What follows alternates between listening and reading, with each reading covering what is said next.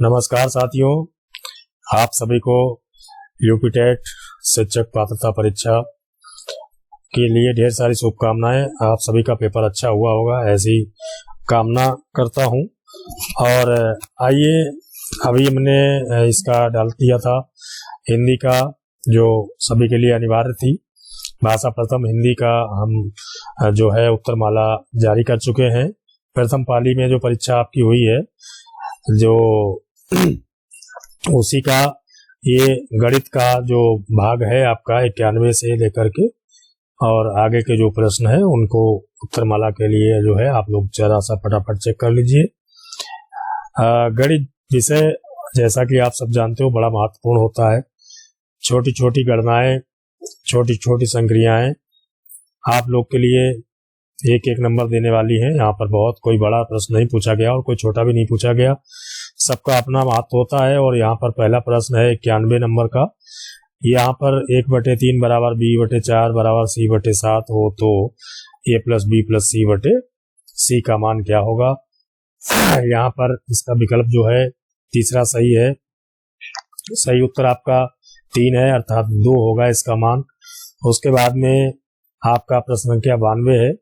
यदि 5 जनवरी 1991 को शनिवार था तो 3 मार्च 1992 को सप्ताह का कौन सा दिन होगा। ये बहुत अच्छा है, हमेशा पूछा जाता है। तो बच्चों यहाँ पर जो है आपका वह दिन मंगलवार होगा, इसको आप चेक कर लें। आपने उम्मीद करता हूँ कि जवाब यही चुना होगा, और अगर यही चुना है तो आपका एकदम जवाब सही है। 93 प्रश्न संख्या, इसका विकल्प पहला सही है, आपके सामने है। देखिए 11/64 होगा इसका जब आप इसको हल करेंगे संक्रिया को। अगला प्रश्न है 94। एक त्रिभुज की रचना करने के लिए संभव भुजाएं कितनी चाहिए, कौन कौन सी चाहिए। यहाँ पर इसका जो सही जवाब है वो दूसरा विकल्प आपका सही है, और इसमें 4.6, 5.9 और 6.3 ये दूसरा विकल्प आपका सही है। अगला प्रश्न है 95 √3, और इसको देखिए यहाँ पे विकल्प जो आपका सही उत्तर है वो सही उत्तर है तीसरा। कौन सा उत्तर सही है, यहाँ पर ये तीसरा विकल्प आपका एकदम सही होगा। आपने देखिए कौन सा चुना है। और उसके बाद में 96 प्रश्न है आरोही क्रम में रखे गए आंकड़ों के दोनों छोरों से, आरोही नहीं अवरोही क्रम में। तो इसका सही उत्तर क्या है। इसका सही उत्तर है जो मापक प्रभावित होंगे वो होंगे माध्य और बहुलक। क्या चीजें प्रभावित होती हैं, माध्य प्रभावित होता है और बहुलक प्रभावित होता है, इसलिए विकल्प आपका ठीक है, मिलान करिए। और अगला प्रश्न है 97। 5 सेंटीमीटर बाजू वाले एक घन के सभी फलकों पर रंग लगाया जाता है। यदि इसे 1 सेंटीमीटर क्यूब वाले घनों में काटा जाता है तो 1 सेंटीमीटर क्यूब वाले कितने घनों में केवल एक ही फलक पर रंग होगा। यहाँ पर देखिए घन पर आधारित प्रश्न हमेशा पूछा जाता है, यहाँ पर भी पूछा गया है। तो यहाँ पर जो प्रश्न पूछा गया है 1 सेंटीमीटर क्यूब वाले कितने घनों में केवल एक ही फलक पर रंग होगा, तो उसका सही जवाब है कि 54, जो विकल्प दूसरा सही है। ठीक है। और अगला प्रश्न है 98। 98 प्रश्न में है कि पंचभुज के अंतःकोणों का योग ज्ञात कीजिए। पंचभुज के अंतःकोणों का जो योग होता है वो आप लोग को पहले से ही पता है, तो इसमें कुछ गणित जोड़ भाग नहीं करना है, सीधे उत्तर पे बताना है क्योंकि पहले से पता होगा। तो इसका सही उत्तर है 540 अंश। ठीक है। अगला प्रश्न है 99वां प्रश्न है एक खंबे का 4/7 भाग कीचड़ में धंसा है। जब धंसे हुए का 1/3 भाग बाहर खींचा जाता है तो पाया गया कि 8 मीटर माप का खंबा अभी भी कीचड़ में है। खंबे की पूरी माप क्या होगी, ये प्रश्न पूछा गया है, और इसका सही जवाब है पहला विकल्प आपका ठीक है, 21 मीटर जो है पूरा खंबा आपका है। उसके बाद में अगला प्रश्न है 100। ए और बी किसी काम को 12 दिन में करते हैं, बी और सी उसी काम को 15 दिन में करते हैं, सी और ए उसी काम को 20 दिन में करते हैं। ए अकेले उसी काम को कितने दिन में कर सकता है। इस पर आधारित प्रश्न जो है हमेशा पूछे जाते हैं किसी भी प्रारंभिक परीक्षा में। तो यहाँ पर आप शिक्षक पात्रता परीक्षा में बैठे हुए हैं, गणित जैसा विषय सबके लिए हमेशा महत्वपूर्ण होता है, हर जगह पर महत्वपूर्ण होता है। गणित की जानकारी आपके जीवन के लिए बड़ा उपयोगी होती है, इसलिए आपसे जरूर चाहते हैं, जो आपके नियोक्ता हैं वो चाहते हैं कि आपको गणित का प्रारंभिक ज्ञान हो, और इसी मामले में यहाँ पर ये प्रश्न पूछा गया है। तो इसका सही जवाब क्या है? इसका सही जवाब है 30 दिन, अर्थात तीसरा विकल्प आपका एकदम सही है। अगला प्रश्न है 101, और 101 की संख्या बड़ी शुभ होती है। यहाँ पर है 14/13, 42/55, 21/22 का महत्तम समपवर्तक क्या होगा? ये कक्षा 3, 4, 5 से आपको पढ़ना होता है, और अभी शिक्षक बन रहे हैं तो ये प्राइमरी के शिक्षक आपको बनना है। प्राथमिक शिक्षक पात्रता परीक्षा में ये प्रश्न पूछा गया है। इसका सही विकल्प क्या है? इसका जो महत्तम समपवर्तक होगा वो होगा, पहला विकल्प सही है, 7/330 होगा। अगला प्रश्न है 102। यहाँ पर जो 102वां प्रश्न है वहां पे वर्गमूल आपसे निकलवाया गया है कि इसका वर्गमूल है, कौन सी संख्या का वर्गमूल ये इतना होता है। तो इसका सही जवाब है तीसरा विकल्प आपका ठीक है, और तीसरे विकल्प में आपने देख लिया। उत्तर अपना मिलान करिए कि आपने कौन सा विकल्प सही चुना था। जी हाँ, अगले प्रश्न पढ़ते हैं 103। एक वर्ग और एक समबाहु त्रिभुज की एक भुजा उभयनिष्ठ है। यदि त्रिभुज की एक भुजा 4/3 सेंटीमीटर लंबी है तो इस आकृति का परिमाप क्या होगा? देखिए, यहाँ पर परिमाप से संबंधित प्रश्न पूछा गया। परिमाप से संबंधित प्रश्न भी निश्चित रूप से हमेशा पूछा जाता है, और इसका सही जवाब क्या है? सही जवाब है, सही विकल्प है पहला विकल्प। जिन लोगों ने पहला विकल्प चुना है, जिन लोगों ने 6 सही 2/3 सेंटीमीटर को चुना है, उनका जवाब एकदम ठीक है। यही उत्तर यहाँ पर सही है। अगला प्रश्न है 104। निम्नलिखित में से कौन सी संख्या 99 से विभाजित होती है? जी हाँ, 99 से विभाजित होने वाली संख्या को ढूंढना है। तो यहाँ पर 99 से विभाजित होने वाली संख्या आप केवल 9 से विभाजित करके देख लीजिए, और 9 से विभाजित होने वाली आप सबसे आखिर में देख लीजिए। 45 है, 9 × 45 होता है, 0 6 नहीं हो रहा है, और 62 जो है 9 से आपका विभाजित नहीं होता है, 92 भी आपका 9 से विभाजित नहीं होता है। इसलिए यहाँ पर केवल 9 से ही विभाजित करके देख लीजिए, 99 से विभाजन भी पता चल जाएगा। तो यहाँ पहली संख्या आपकी जो है, पहला विकल्प जो आपका है वो सही है एकदम। अगला प्रश्न है पाई क्या है? परिमेय संख्या है, पूर्णांक है, अभाज्य है, अपरिमेय है। ये देखिए, पाई भैया अपरिमेय संख्या होती है, सबको पता है। पाई का मान 22/7 होता है, और उसको जब हम पूरी तरीके से विभाजित करके देखते हैं तो उसका मान जो है पूरा कभी भी नहीं निकलता है ना। तो इसलिए पाई क्या है? पाई एक अपरिमेय संख्या है। सभी बच्चे इस बात को जानते हैं, सभी ने सही उत्तर चुना होगा। यदि 10 QX = 125 हो तो 10 - 2X का मान कितना होगा?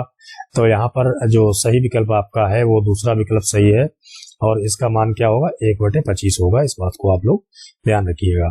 अगला है 107वां प्रश्न है। इसमें है 16,075 की किसी संख्या से भाग देने पर भागफल 167 तथा शेषफल 43 प्राप्त होता है। तो भाजक क्या होगा? इसका भाजक आप लोग जानते हो क्या होता है। तो यहाँ पर सही विकल्प है तीसरा, और ये इसका जो भाजक है वो भैया 96 होगा। ठीक है। अगला प्रश्न है 108। 108 है 50 से छोटे धन पूर्णांकों में अभाज्यों की संख्या है। माने 50 से छोटे धन पूर्णांक जो हैं उनमें अभाज्यों की संख्या कितनी होगी, ये प्रश्न पूछा गया है, और इसका सही उत्तर है 15। अभाज्यों की संख्या जो है वो 15 होगी 50 से छोटे धन पूर्णांकों में। ठीक है। अगला प्रश्न है 109। यहाँ पर 109 प्रश्न जो है वह है दो संख्याओं में से बड़ी संख्या का दुगुना छोटी संख्या के 5 गुने से 3 गुना ज्यादा है तथा बड़ी संख्या के 4 गुने और छोटी संख्या के 3 गुने का योग 71 है। वे संख्याएं क्या होंगी? यहाँ पर गणनाओं का जो व्युत्क्रम है वो डाल दिया गया है, और यहाँ पर कोई समस्या नहीं है, वो केवल उलझाया गया है। सामान्यतः इसको जो है आप लोग पहचान सकते हो। इसका सही विकल्प है 14, 5, यानी तीसरा विकल्प इसका सही है। फिर प्रश्न संख्या है 110। एक वर्ग का क्षेत्रफल जिसकी एक भुजा 8 सेंटीमीटर है उस आयत के क्षेत्रफल के बराबर है जिसकी लंबाई 16 सेंटीमीटर है। आयत की चौड़ाई ज्ञात कीजिए। यहाँ पर आयत की चौड़ाई जो है वो 4 सेंटीमीटर है। इस यानी पहला विकल्प यहाँ पर आपका सही है। उसके बाद में अगला प्रश्न 111। यदि किसी वस्तु का क्रय मूल्य उसके विक्रय मूल्य का 3/2 है तो लाभ होगा या हानि होगी और कितने प्रतिशत होगी, ये पूछा गया है। तो यहाँ पर देखिए उत्तर चुना गया, दोनों चुना गया, पहले इसको चुना गया फिर काट दिया गया दूसरा, ये वाला उत्तर यहाँ पर गलत है। इसका सही जवाब क्या है? सही जवाब है चौथा विकल्प आपका सही है। इसमें हानि होगी और हानि होगी तो कितने परसेंट होगी? 33 सही, 1/3%। अगला है 112वां प्रश्न है। यहाँ पर है एक संख्या दी गई है और उस संख्या को 12 से भाग देने पर शेषफल आपसे पूछा जा रहा है, कितना होगा? तो ये बहुत सरल प्रश्न पूछा गया है, इसमें कोई कठिनाई नहीं, ना तो इसको पूछते समय कोई उलझन में डाला गया है, एकदम सीधा सा प्रश्न है। बहुत छोटा सा अच्छा सा प्रश्न है, आपको पूरे नंबर देने लायक है। तो यहाँ पर जो इसका सही उत्तर होगा वो होगा दूसरा विकल्प सही होगा और इसका 4 जो है वो शेषफल होगा। अगला प्रश्न है 113वां प्रश्न है आपके सामने। इसमें ब्रैकेट के अंदर है 378 गुणे 326 गुणे 459 गुणे 312 के गुणनफल में इकाई का अंक क्या होगा, ये चीज यहाँ पर पूछी गई है। और भैया इसका सही विकल्प जो है वो दूसरा विकल्प सही है और इसमें संख्या आएगी आपकी 4। क्या होगी? इकाई का अंक यहाँ पर 4 होगा। अगला प्रश्न है 114, दिए गए आंकड़ों का माध्य यदि 4.5 है तो उसका माध्यक क्या होगा। यहाँ पर माध्यक पूछा गया है तो इसका माध्यक भी 4.5 ही होगा। ये सही उत्तर इसका दूसरा है, दूसरा विकल्प यहाँ पर एकदम ठीक है। अगला प्रश्न 115, सांख्यिकी में विचरण का विश्लेषण नामक विधि का मुख्य श्रेय। यहाँ पे देखिए गणित शिक्षण की विधि पूछ ली गई और ये गणित शिक्षण की विधि भी नहीं है बल्कि ये सांख्यिकी का ही सवाल है। और यहाँ विचरण का विश्लेषण नामक विधि का मुख्य श्रेय किसको जाता है, ये पूछा गया है।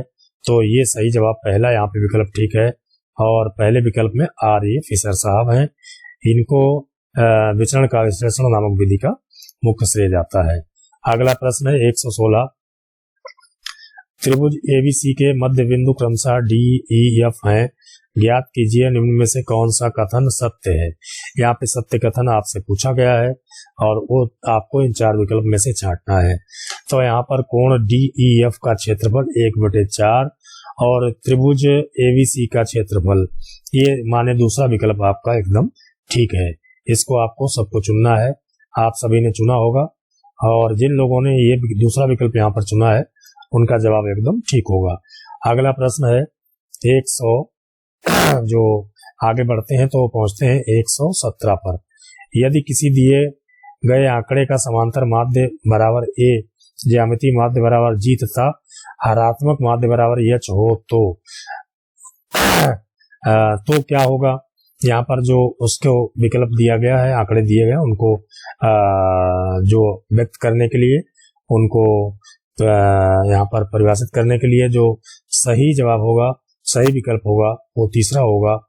इसको आप लोग देख लीजिए, मिलान कर लीजिए। उसके बाद में 118वां प्रश्न है, यदि दो संख्याओं का अंतर तथा गुणनफल क्रमशः 5 तथा 36 हो तो उनके व्युत्क्रमों का अंतर क्या होगा। यहाँ पर सही विकल्प पहला है, 5/36 होगा, ये सही जवाब है। देखिए यहाँ पर गणित लगाने का टाइम नहीं है, आप लोगों ने खूब गणित पढ़ी, खूब सीखी, आपके शिक्षकों ने आपको खूब समझाया, इसलिए आपने कितना सीखा था इसका आप केवल मिलान करिए अभी, और बाकी कहाँ पे गलती हुई है, कहाँ पे और ज्यादा सुधार की जरूरत है उसको आगे देखा जाएगा, आगे समझा जाएगा। अगला प्रश्न है 119, 20वीं सदी के स्वशिक्षित भारतीय गणितज्ञ प्रतिभावान कौन थे। यहाँ पर ये पूछा गया है, आर्यभट्ट, हरिश्चंद्र, श्रीनिवास रामानुज या श्रीधराचार्य। यहाँ पर सही जवाब है तीसरा विकल्प ठीक है एकदम। श्रीनिवास रामानुज जो है ये स्वशिक्षित भारतीय गणितज्ञ प्रतिभावान गणितज्ञ थे, 20वीं सदी के थे। यहाँ पर तीसरा विकल्प ठीक है। और इस श्रृंखला का जो आपकी गणित शिक्षण का जो आखिरी सवाल है, किसी कमरे की चारों दीवारों का क्षेत्रफल 660 मीटर स्क्वायर है तथा उसकी लंबाई उसकी चौड़ाई की दुगनी है। यदि कमरे की ऊंचाई 11 मीटर है तो उसकी छत का क्षेत्रफल बताइए। यहाँ पे क्षेत्रफल पूछा गया है, क्षेत्रफल जब पूछा गया है तो यहाँ 4 विकल्प दिए गए हैं। इन 4 में से एक सही जवाब है और वो सही जवाब है पहला विकल्प आपका ठीक है, 200 मीटर स्क्वायर होगा। हम यहाँ पर गणित शिक्षण पर आधारित जो प्रश्नों की हमारी श्रृंखला थी वो यहाँ पर पूरी हो चुकी है और अगले वीडियो में हम अभी तुरंत ही जो है आपके लिए पर्यावरण शिक्षण, उसके साथ साथ बाल मनोविज्ञान और संस्कृत शिक्षण, अंग्रेजी शिक्षण, इन सभी के वीडियो तुरंत ही बना करके डाल रहे हैं। आप चैनल को सब्सक्राइब जरूर करें, इसको शेयर भी कर दें ताकि अन्य लोगों का भी आपकी भांति ही लाभ भी हो सके, उनका भी फायदा हो। चलिए अगले वीडियो का इंतजार करिए। बहुत जल्दी ही जूनियर यूपी टेट परीक्षा का प्रश्न पत्र जो है वो भी पूरा हल करके हम डाल रहे हैं। आप उत्तरमाला चेक करिए अपनी और देखिए कितने प्रश्न आपके सही हुए। अगर कोई प्रश्न आपको कहीं किसी प्रकार से लगता है, दुविधाजनक है, तो आप उसको हमारे कमेंट बॉक्स में लिख करके भेजिए, हम उसको निश्चित रूप से सुधार करेंगे। आप सभी का बहुत बहुत धन्यवाद, बहुत बहुत शुभकामनाएं।